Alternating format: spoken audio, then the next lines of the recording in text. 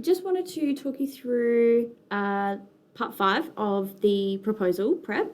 So I'm still referring to the booklet 8, writing the proposal, that's available on the cover page and the research project portal and in hard copy in the library if you want it. So we have worked our way through part 1, write the question, part 2, justify it, part 3, explain your detailed plan for your research, part 4, doing your capability. All those videos are available previously on this playlist. And then we get to part 5. And so this is where we're going to talk about the ethics. I've got another video that explains this in more detail with a written example, but just to talk you through the steps.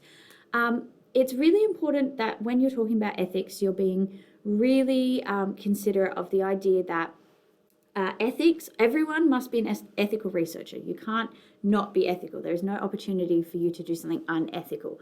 So we're all going to do all the ethical things. But what we want you to ask here is what are the things that are most relevant to your behavior as a researcher for your topic? And that's really the difference between the high level researcher and the lower level researcher, because we're all being ethical. Some people just explain their ethics in much more detail and with much more relevance and with much more depth. So when we're looking at this, we're going to refer back to our ethics booklet, which is booklet 4 for our course.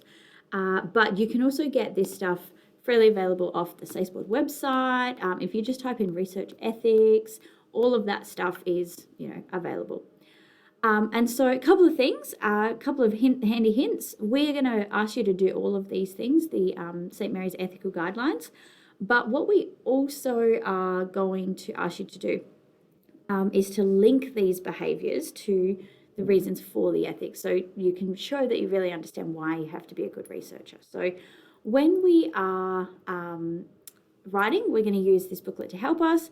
We also have heaps of ethical stuff from the SACEboard that they are willing to share about how we can actually make sure that we're doing this validly, reliably and credibly.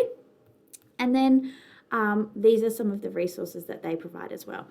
So when we are trying to protect people who participate in our research, what we're asking is that people actually are engaging in behaviours that ensure both the researcher and the participant are safe. So for example, if I were to pick off of this sheet, I might look at treat all people with equal respect and be sensitive to others' feelings. Now, everyone's going to do that, but maybe for my particular topic, it's particularly relevant.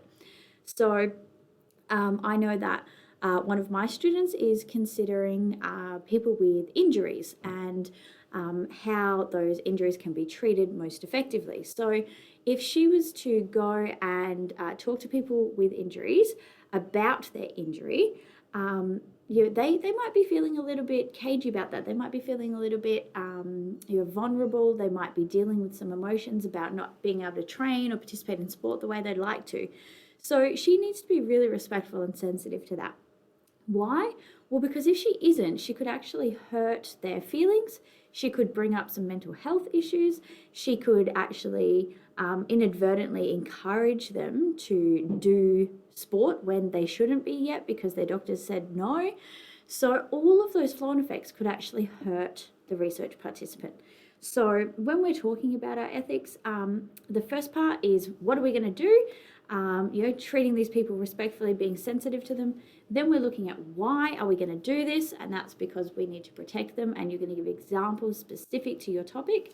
And then you might actually give some examples of the specific behaviours you'll show. So that means, we'll make sure that the questions are worded in a way that are really sensitive and unobtrusive and allow people to feel comfortable. Maybe they won't talk to anyone who is actually currently injured because it might be too upsetting. Maybe they'll only talk to people who have subsequently been recovered because they might have a better mental health, better understanding of the issue. So ethics, paragraph or so, couple of key points, not every single one on the box, but just enough to show that you have an ethical plan for your research going forward.